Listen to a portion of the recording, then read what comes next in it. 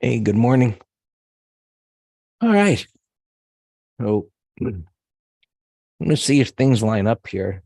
Yesterday was pretty much a non-event. um, Started the S&P ETFs sectors, and we see these aren't very attractive charts. Uh, Staples defensive has been in an uptrend. You can see everything has been in a trading range. A little different here and there. I see the spiders up against this resistance, and I'm going to look at the weekly charts because what I titled this today was these price patterns have to come into alignment after Fed Day. As well, we've got a lot of running in place going nowhere. You can see the industrials here, whip down, whip up, whip down, whip up. Crazy kind of patterns that you know you I don't, in my perspective, cannot be traded from this particular time frame when they just spike to the downside because they suggest lower prices and retracing 100%. That's kind of crazy and doing it again and again. But that's the market environment that we got right now. The encouraging thing was what happened last week, the way it went up, and it was a little different than the prior ones because what we look for is momentum. I got a drawing thing here. Because momentum, the way something goes up suggests a continuation like this. That's momentum. This is slot chop. This is kind of choppy when momentum slows down, but this is strong momentum. And same here, same here, same here. Not energy, not financials, not so much materials, certainly not consumer discretionary. It was one bar. And as you can see, and so on, as we look through that, healthcare a little bit, and real estate and utilities. So let's look at the weekly charts. And not all of these jump out as something that is so positive, but this bottoming tail bar strongly suggests it can go up, and it provides us a strong line in the sand that it shouldn't violate. Most times, this type of a pattern isn't violated, but we need to see after Fed Day that these patterns come into alignment with the condensed patterns, meaning that momentum move is short-term extended, and why things backed off yesterday. Prices ran up sharply into resistance, and yesterday was a running in place day. There's, news coming, but news aside, that's most of the time what happens. Prices make a strong run up, they hit resistance, and they stall. So we need to see, and we see this one bar now that says buy above the high, but a stop below the low. We need to see these daily patterns come into alignment with a similar message. And we spoke about this a little bit in the green room yesterday. So the message was, what is that message? Well, it could be today's a down day and tomorrow it flips back up again. Some type of continuation pattern. I mean, an attempt to go down to some degree, and then it flips right back up again. And we don't see any of that here yet. It could be like utilities here. Rather not utilities if things are going to do well, but I'm just pointing out the pattern, would be a topping tail ignored. So for example, if this was a gap down day and it rallied right back up, that could be a continuation pattern. And so as we look at these other charts in a different time frame, we see consumer staples that should just stall and not continue. S&Ps should continue. I don't know about this. It's pretty messy, but technology is a decent looking pattern. You can see that similar bottoming tail bar. Communications, the bottoming tail bar, and it's got room to go up. Consumer discretionary, got an alarm here. We got a bottoming tail bar. But can it clear the highs? So, and healthcare, healthcare brought up the rear. So this is what we'll be looking for into tomorrow. And then at the end of the day tomorrow, after the Fed announcement, that see if prices can form that continuation pattern on the daily time frame? Or does this pattern get negated and back down again? So we're going to have more choppy running in place, I think, today until we get into that news announcement. So where are the markets right now? Not doing much of anything. It's kind of running in place here. You can see my cursor there, down a little bit. Remember yesterday was a quiet morning, and from there it ran up, and then prices backed off. Didn't retrace very far into the green bar. Basically unchanged on the day, a little bit down. So nothing happening there. Of course, nothing happening on the weekly time frame. The hourly is a little extended, so maybe a little bit more downside action here into the void below. We'll see where buyers want to step up.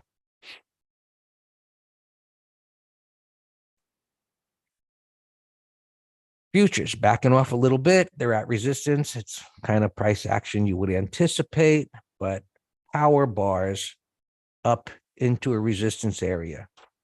So what is going to win? The power bars or the resistance? It's really the unknown, but the power bars suggest minor retracements, I know what should happen. It should chop around up here, and you get a pattern in alignment with this weekly pattern, and then it goes higher. The deeper it moves down here, the more we know something is not right. Whether that's the Fed announcement, some other economic report, some unexpected news, retracements. Right? Move started here, it went up there. Just eyeballing it, it should maybe retrace somewhere in here. And if it's really strong, you see this pivot low down here, but this area, right, this area here is where buyers should want to step up somewhere in there, just based on minor support, major support. It's topping out a little bit. And so if we get a pullback here, in the morning, somewhere in here is where buyers should step up again and stabilize things as we wait.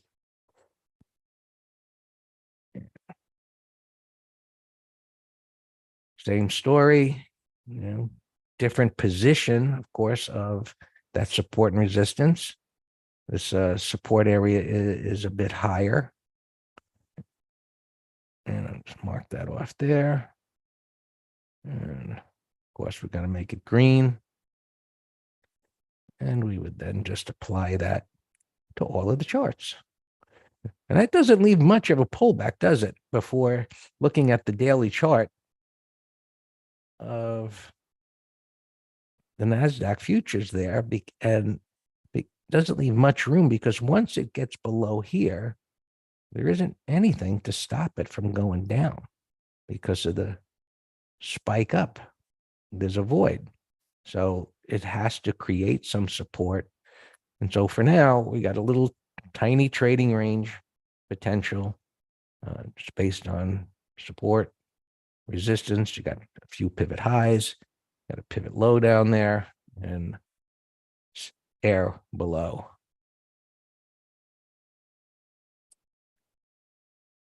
Russell, the weaker. If this market's going to turn around, we need to see money flow into these speculative issues. Certainly not break down below here. So we keep an eye on all of these markets to see what they're going to do. And the Dow, of course, is backing off as well. That's up against resistance. The positive yesterday was the transports continued to move up. Now they're laggard, but they're coming into what is a sell area. Many times it's between those moving averages, but we look for that to line up with some resistance. And there is, we're going beyond what's directly to the left here. So it's subjective, but, it's run far enough up to where we'd anticipate a turn in this area here at the declining 50 MA.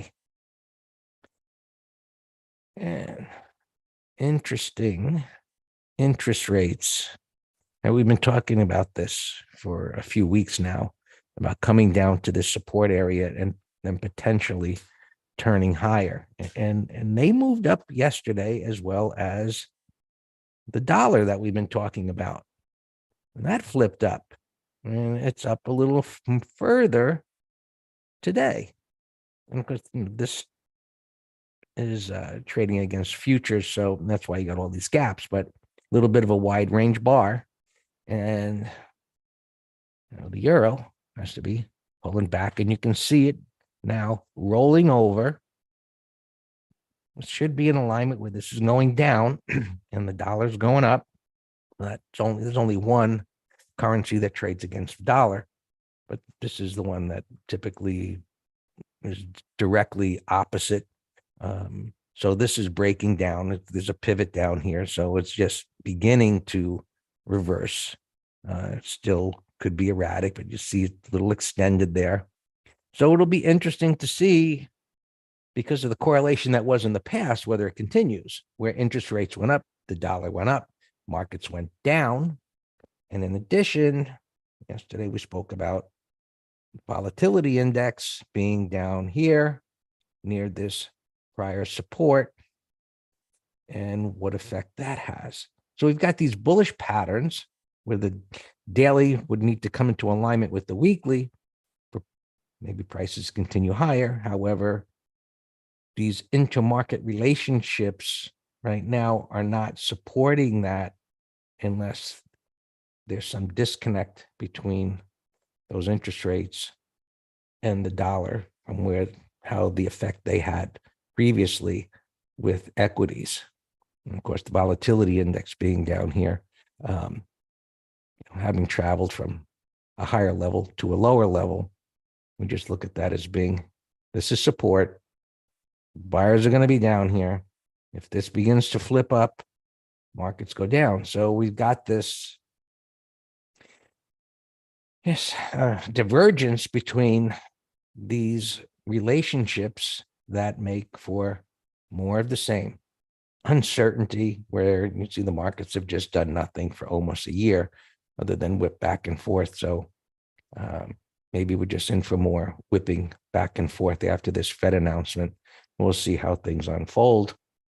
NQ, I'm reading this commentary here. Oil, this might double bottom since it is so close to this low here. I'll keep an eye on that.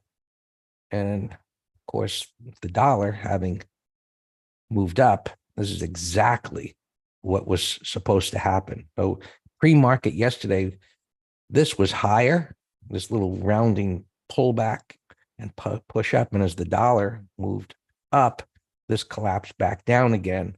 And now this is at support and kind of an inflection point to see whether it can hold or not, and where this weekly bar ends at the end of the week. So there's a lot of moving parts to keep an eye on here as we get through tomorrow and the chair's commentary a half hour later. And we'll see how it unfolds.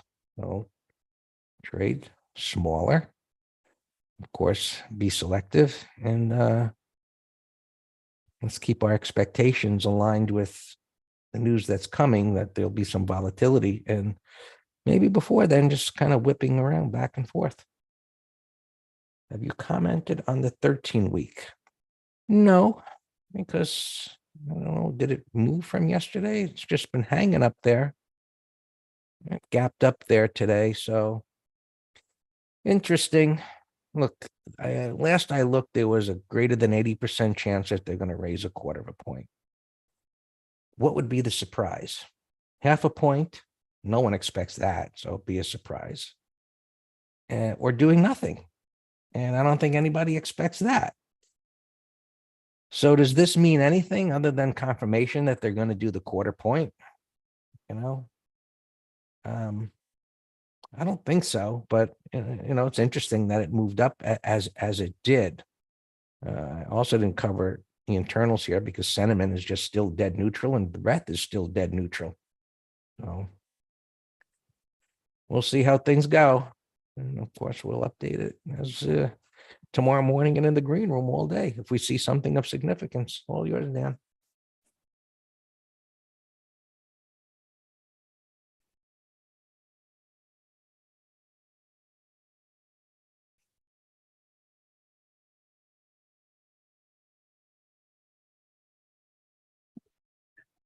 Good morning.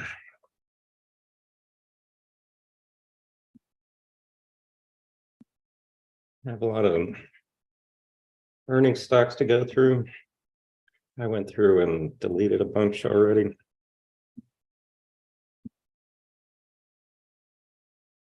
A couple of my favorites here.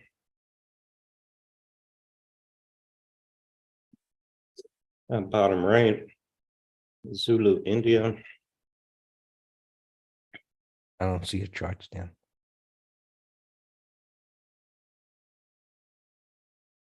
I did it. I hit. You're picking from the right login. I no, but I see it on my second screen.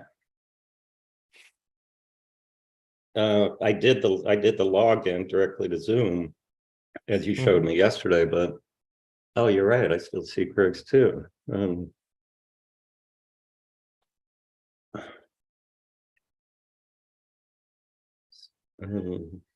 don't know what to do. Let me stop sharing and just try it again. You have two logins. You're probably using the other one. I'm guessing, but I don't know what else it could be.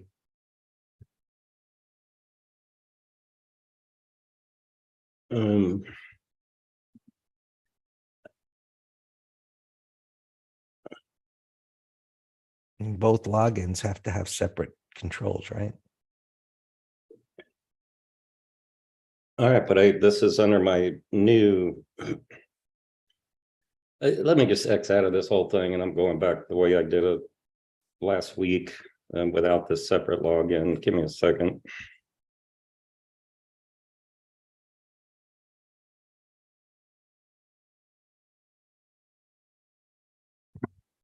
So if you want to keep talking for a second, feel free. Sure.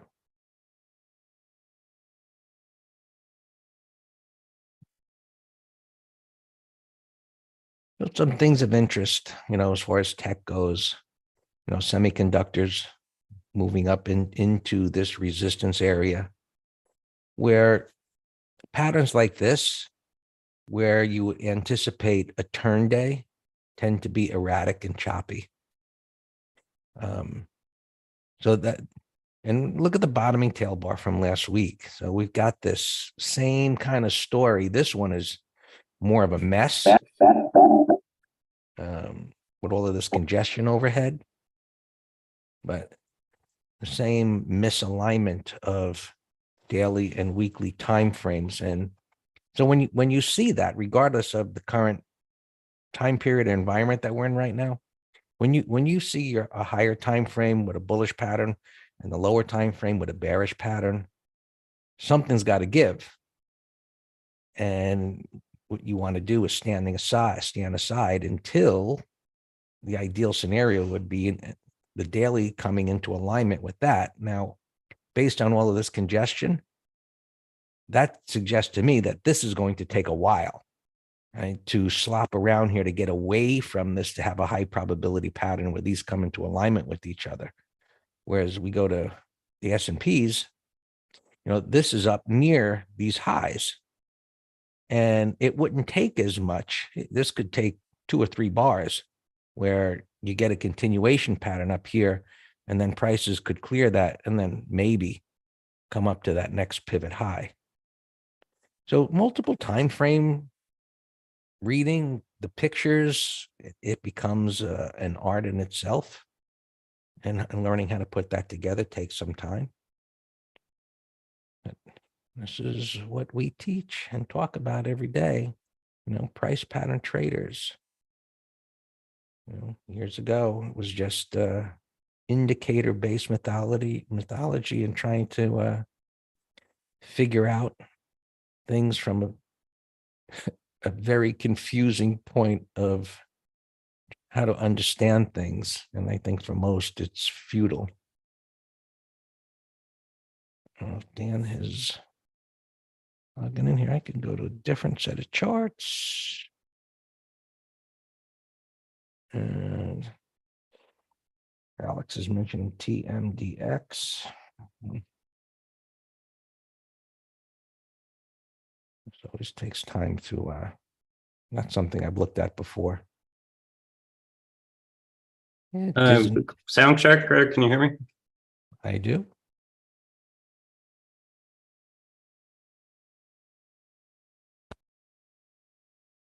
Reagan, I do. They're just too tight. I mean, that's why I didn't even mention SPX today. But I did write it down, 4190 and 4120. Okay, can you all see It's spiders real here? tight.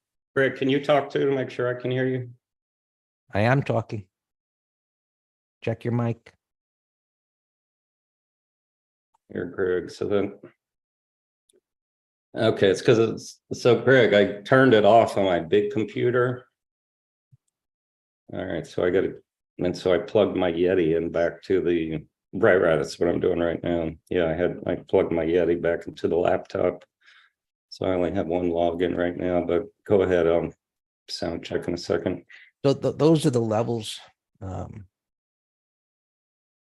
That's yesterday's close. And so 4190. I mean, it's so tight. Now down below, I mean, that is probably more desirable, even though it looks like things are going to go lower, or they're trying to go lower here this morning. So all of these are pretty close, but this one, you've got the 20 MA, and the depth of retracement would be enough, in this area where buyers would show up if you want to do an SPX put spread. Now, but look, power move up. I can't imagine. Well, there's 10 o'clock, economic reports that could rip the market one way or another, I suppose, if the number is way out of whack. But we always look for, you see 4120 here, there's nothing to the left. There's nothing. This is a great example of power bars, and those are a momentum move in a smaller time frame, and there is no support under here. All of this is subjective. There's a little support right here where these opens and closes, which lines up in about the same spot, give or take. And I'll put that over here. You can see it's right in this area. So will you see where these bars on the daily chart, the open and closes kind of overlap each other? That's this little congestion area right there. And that would be the most significant support. This is going to be a pivot on a smaller time frame right here. That bar on the hourly time frame that pokes under those lows and comes back up, that that'll be a pivot on a smaller time frame. And you can see it over here, this little congestion. But as it pulls back into here, looking at the 15-minute chart, this is where you've got some support, and just based on the move up, it's where it needs to be able to hold and chop around, and I guess just wait for the Fed to do whatever they're going to do. Hello, hi. Alex is talking about the NQs. I don't know if he's in that. Where is my NQ chart? 5-minute chart here. It is just a mess. You can see the next support level is down here, but this is the way this market's been trading. Look at these topping patterns. It breaks the pivot low. It looks like it's going to go down here, and it flips right back up again. Why? See that bottoming tail bar? Same thing I was showing you on the hourly chart on SPX. When you have a bottoming tail bar on the higher time frame that pokes under a prior bar's low like that, and then you have higher lows, you're going to find a pivot on a smaller time frame, even though it's not a pivot there. And it's got to be somewhere right here, right in here. And so look to the left there. See how that spike down on the NQ stopped right at that pivot? I mean, probably, I don't know. I'm joking. My last breath, on this earth will not be look to the left. But I was jokingly thinking, like, how many times have I said it to get it in others' minds that, the simplicity of looking to the left, it is amazing, I mean, look at, it's like a pin. It's like just a pinpoint hitting that low. Now it could have gone through it and came further down. It could have, no doubt, but buyers are a bit more aggressive here. And, so we're just into a mess here. It's going to be easy to get chopped up, so if you're using small stops, you're going to get chopped up, and you're just better off trading things with cleaner charts or from higher time frames, because as you compress time frames, things become clearer. Not that this is clear up here, it's just pivot highs versus pivot lows, and it'll be it's just going to be messy. So keep your expectations in alignment with what the charts say, and you'll be a lot happier. Hey, Maybe. Greg, Yeah. sound check. I hear you. All right, so I just had my portable microphone that I travel with because I can't get this Yeti working. We'll have to do it during a break. I can't. You my screen. Good to go. No, I don't see your screen. All right, let me try again. It shows that I'm sharing it. So Greg, this all happened when screwing around with that thing yesterday with the new login. But now I'm back to normal. I just go to the email. I know it's the tunnel because of my portable mic here. Well, But if I none of those settings are going to affect your Yeti. Let me. No, I know. But I don't know why the screen's not showing now.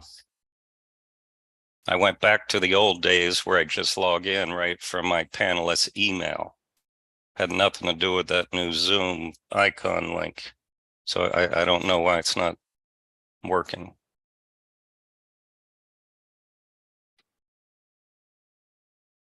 Let's see other settings that Just took it off and put it back on again.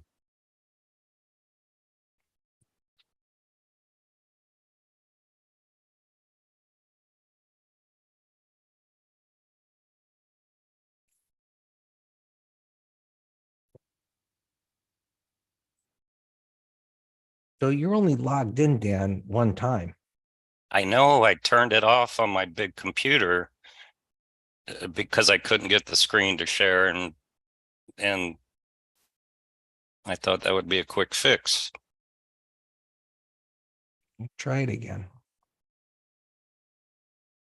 I mean, you have a share button and you're highlighting your screen. Yes. And just logged out. Well, markets are moving lower.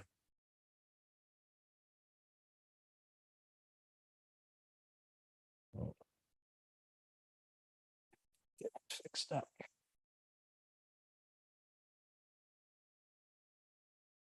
Got to log back in again.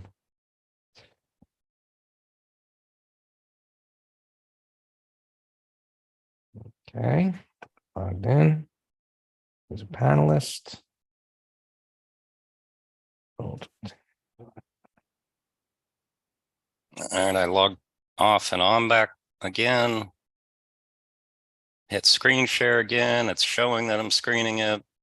Well, wait, it says your screen share is loading.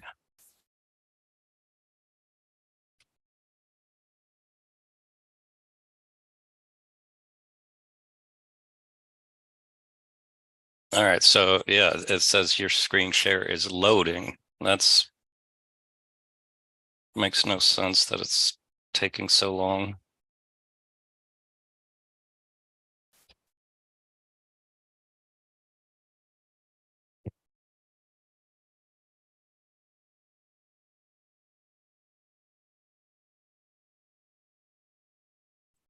And everybody on YouTube, we will be back. Don't forget MT Live tomorrow. Find the link at the site. Hold on here.